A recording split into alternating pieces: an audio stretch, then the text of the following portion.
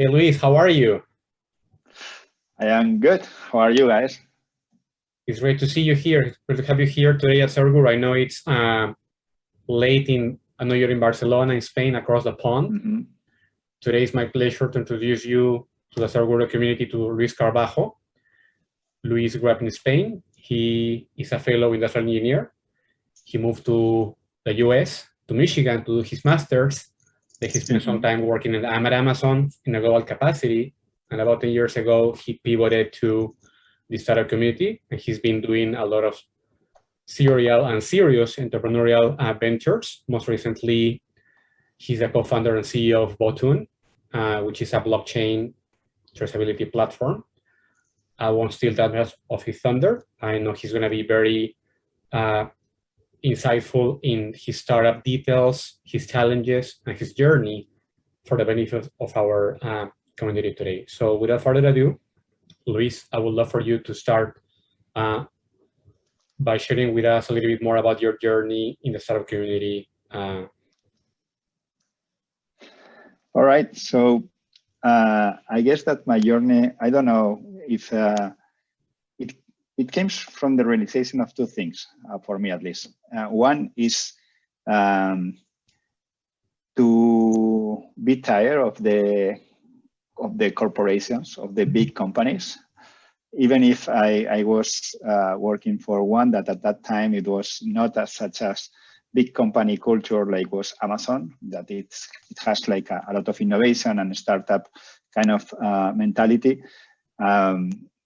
At the end of the day, it's working for a big company. You need to have some skills and talents and be built for it, right? There are a lot of politics, and for me, politics was not my strong talent. I wanted to have my hands dirty, and sometimes it was more about what do you say in a board meeting that, what about you do? And for me, the realization of that, I didn't want to play politics, and I wanted to do something by myself was what makes me to change my career or jump to the startup community. And the second part is that I wanted always to do something by myself. And at the end of the day, I was saying that, well, I was always thinking that, well, if finally things doesn't go so well, I am pretty sure that I will at least learn more from that experience that what I am learning at that point in my previous company. And for me, that was also the kind of switch for me to jump ship and move to this new adventure. That's great. That's a great why you did this move. And talking a little bit more about Vottun in particular, what problem are you solving with your organization? I think, and that is also the part that it gets me really excited. So I like to say to my kids that I am like a dinosaur in technology. When I am thinking in internet, that I was working in internet for a very, very long time. And what I saw at the beginning of internet, I am seeing happening again now with multiple technologies that are converging at the same time at this moment. But one of them is blockchain. I think that what I saw when back in my time with internet, I tell everybody that people were really excited back in the day just because internet was going to change the world, because people was basically going to be able to don't use the fax to send information between the offices. And that was the use of internet, right? I will be able to get rid of the fax machine, and we will be using this new thing that is called email. And that was basically the use for internet, right? And people were just happy with that change. Right. And obviously everything that came after that, nobody was expecting that huge change. So I am seeing that blockchain technology, the way that it's set up and the different things that is able to accomplish in the technology world is going to also change the way that we use technology or the information in technology. They are calling blockchain as the same way that internet is like the network of information. Blockchain is the network of value.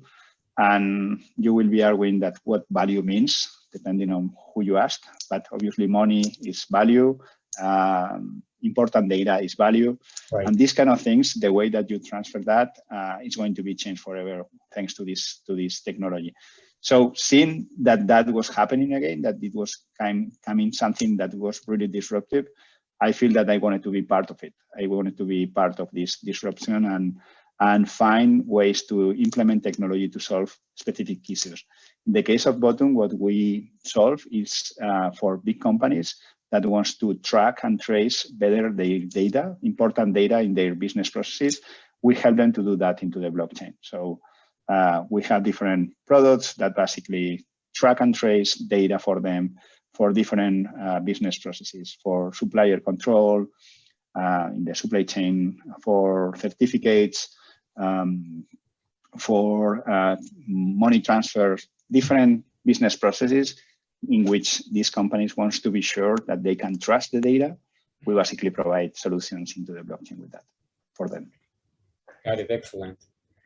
And one of the biggest challenges is obviously you may have a great solution, a great product, a great tech stack, if you will, but then it's very hard for you to be found or to find customers, right? So, or to find them in a cost-effective way, if you will. So how do you go about finding potential customers for your startup? That's a really good question. I think that it's really important from the beginning when someone starts looking for putting the product into the market is to do some real live feedback. That is building, even before you build your product, obviously sometimes you need to build the product before you show it.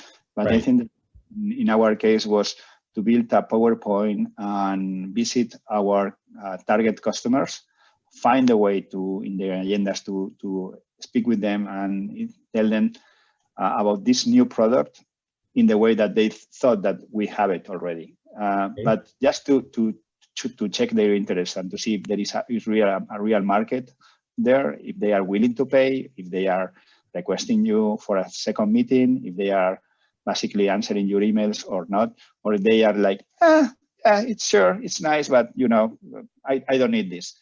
Right. And that is what we did. So for the first 3 months, basically what we wanted to build, we tried to find through all kind of contacts. In this case, you need to be creative, right? But through all kind of contacts, time from companies that were supposed to be our target customers. During these 3 months, we identified that our product, well, was not so sleek and clean and perfect as we thought, that we need to modify it a little bit. We identified some information that we thought that it was kind of like, well, this is nice to have, but for our customer, it was more like, this is a must to have. And the last part is that we identified also some of what we thought that were our target customers, that we arrived to the conclusion that they will never be our customers, okay. Or at least in the short term, that they will be like, you know, it will take like 1 year before they will be able to make a purchasing decision. So these 3 months were a really good investment because we were finally identified a couple of in these meetings, a couple of real customers willing to pay right away. And we built something for them. And after that, obviously, you start getting more direct feedback from building this product for them, and you can start commercializing that after that in a more methodic way, if you want.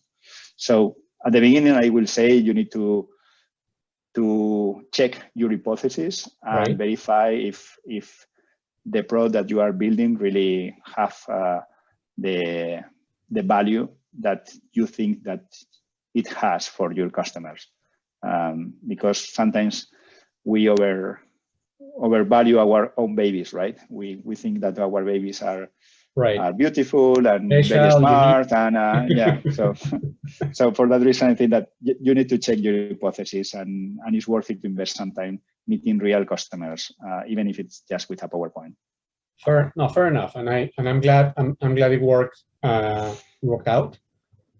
Sometimes it doesn't, you know? So Totally. in that case, you know, reflecting back in your experience, how do you maintain yourself motivated? People say you need to kiss a lot of rocks before being the right person. How do you make yourself motivated? That's a good question. The reality is that sometimes days are really tough when you think that you are going to get this sale and finally you don't get it, or that you are going to be able to release some new version of your product and it takes 2 months more than what you were expecting. But I just get some question recently about this, like you go to build your own company based on need or in opportunity, and I'm thinking about these two options, right? It's because you see the opportunity or because you need to build something. Finally, I think that it's more about the passion and the ideal that you are going to do something great and that you are going to build something that is going to be really a money maker, but also it's going to be a place where you want to work, and that you are going to hire people that you like. So it's more about all that than about need and opportunity. And the motivation also came from that passion that I would say, or illusion. I don't know how you say it in English, right? But you have a lot of the will to make things happen for that. And that's the only reason, because sometimes if you will see how your savings initially, if you don't have funding, right, how your savings are going down, how your product is not going up, it's tough, but you think that it's for the best. So you keep it motivated yourself with that. Fair enough. And in terms of your style or mindset, do you hyper focus on every single step before going to market, or you're very open and make changes and adjust along the way, and maybe find a group of mentors or colleagues to share what you're up to?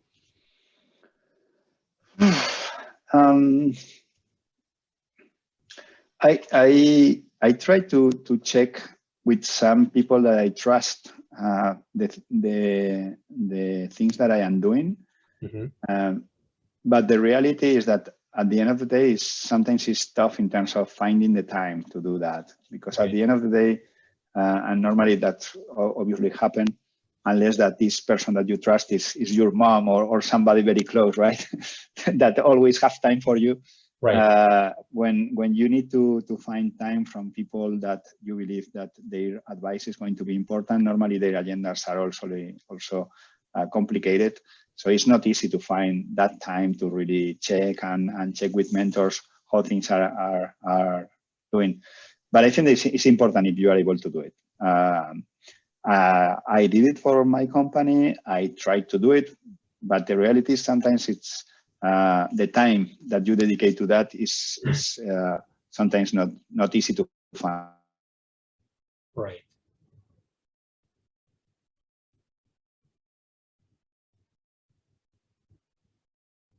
Can you hear me? I think we had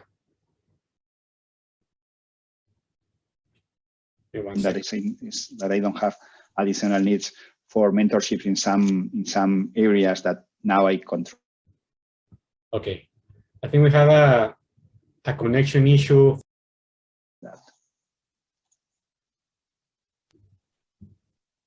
Hi, Luis. I think I have a connection issue. I'm back. Can you hear me now? Yes. Okay. Yes, I can hear you. Okay, we'll adjust that in the final. Ya lo ajustamos en la versión final. 3, 2, 1. All right. So I guess my next question would be reflecting back on your career and on your journey. Hola. Can you hear me?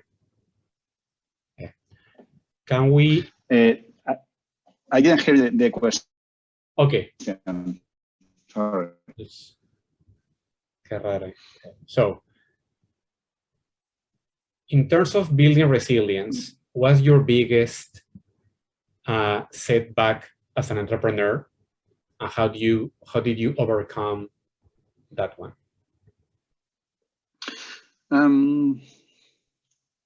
Probably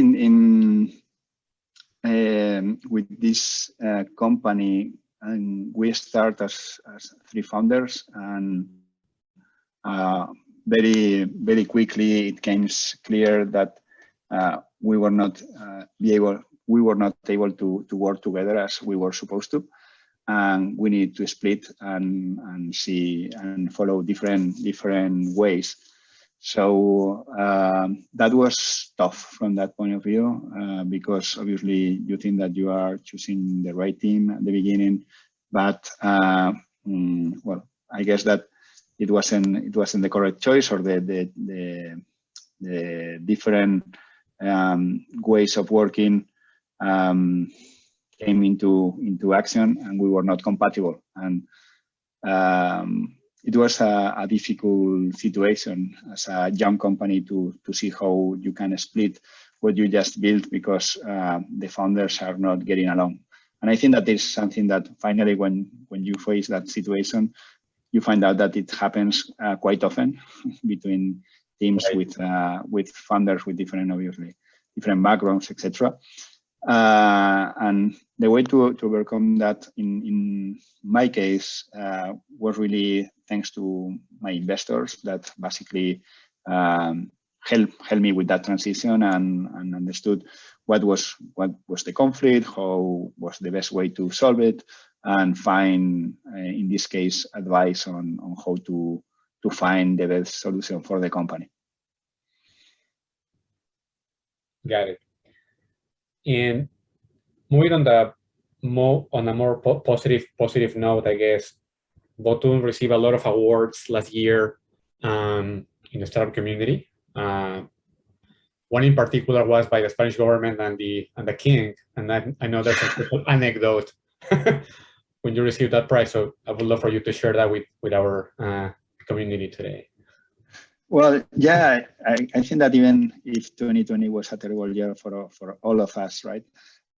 For my company, it was great in the sense that we were, as a young company, we entered different startup competitions and different awards, and we were the company that received more awards in 2020 in Spain, what is great for a startup.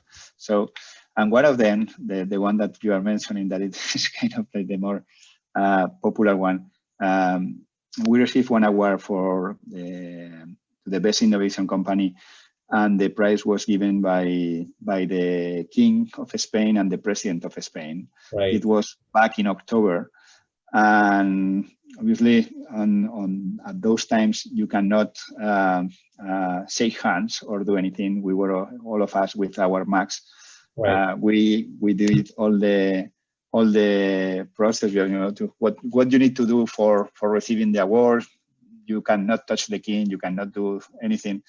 But the king just forgot about the protocol completely. So when he was giving me the award, he just showed me his hand, and I just shake his hand because it was kind of natural, right? Right. And it was obviously it was the television there, so we were in all the news because the king just don't follow the protocol, and he was exposing himself to the COVID-19. And back in those days, they were like the second wave, and everybody was scared about that. But nothing happened. Nothing happened. Just a good anecdote as a result. Yeah, and for us was great because this kind of technology awards, they normally don't go into in national television, right, or in the news. Definitely. And just for that reason, it was on the news. So over and over, so it was great. My mom was really happy showing me with the king. Great. In terms of your productivity style, people like to be disciplined and like to follow certain frameworks. But sometimes there are tricks or hacks that work for some people, right? So is there any productivity hack that you can share with us? for me is that I am aware of when my productivity falls. So, you know, what you need to know, at least for me, you need to know if you are a morning person or a night person. And I know that I am more productive in the morning. So I normally wake up early, and until noon, I am really, really productive. So I try to put the things that I will need more brain power on those hours, and try to do some other more kind of the follow-up meetings or the things that I believe that are not so intense in the afternoon. Because for me, it works that way. After lunch, normally my productivity goes down, and I am aware of that. So I try to just, you know, to do some follow-up things and not to put the important things, if I can, during these times, and put that back in the morning. Got it. So that for me probably is my trick, if you want. So I like that, and I agree with you. I'm also a morning person myself. So I appreciate that it's later in Spain. It's the evening actually, but you're very productive still. So appreciate that, Luis. One question that I like to ask a lot to our interviewees is a personal one, in terms of, is there a favorite book or movie or group, music band that you are really pondering and enjoying at the moment that you would recommend for us to take a look at? Book. Well, actually, you say book, movie, or group band. No, actually, but I am learning a lot from the last book that I am reading. It's about it's a book, but it's also a rock band. Okay. It's a book about the Rolling Stone and how they survive. Let me show you. See it right here. Great.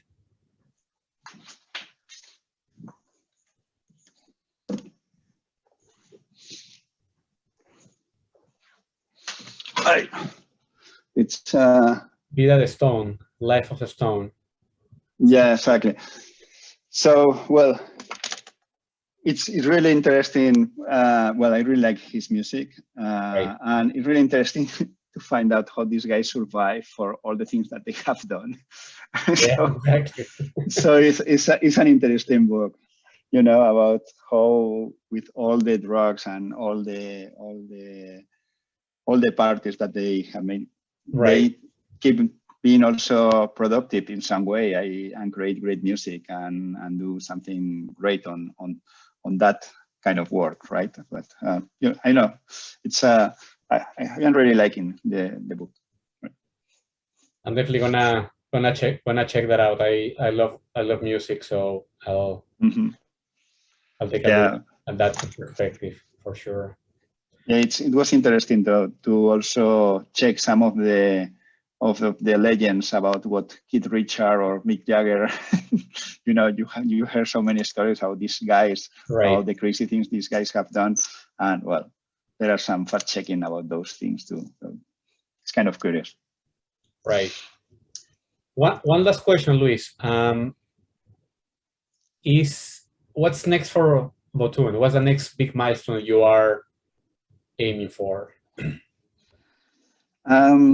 So we, in 2019, for us, we did a seed round that it get us basically it get us the resources to start building the products that we wanted, hiring the technical team.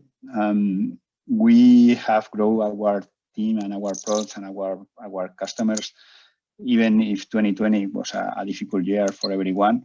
And in 2021, for me, the next steps is really go for a round A that allows Vottun to enter not only continue in the Spanish market, but to enter the American market.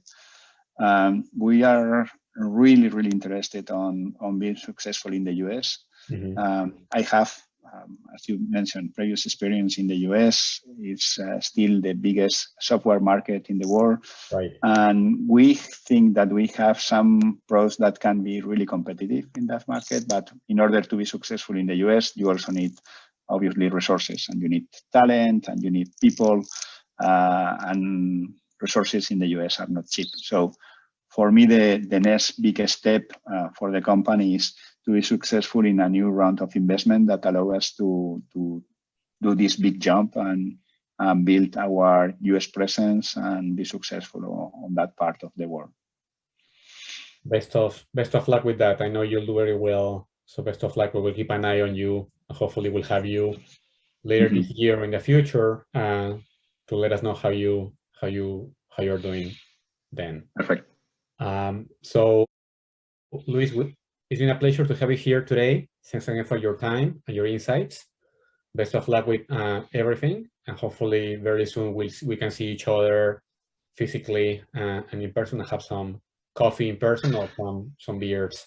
You know, my oldest son is going to go next year to the US for he's a freshman in college. Oh, wow. So okay. in the summer we will be visiting in that part of the world. So okay, why not? Maybe we will see each other sooner than you think. All right, congratulations. That will be great. I will be looking forward to that. Well, have a great one, Luis. Good to see you. Okay, good to see you too. Bye. Bye.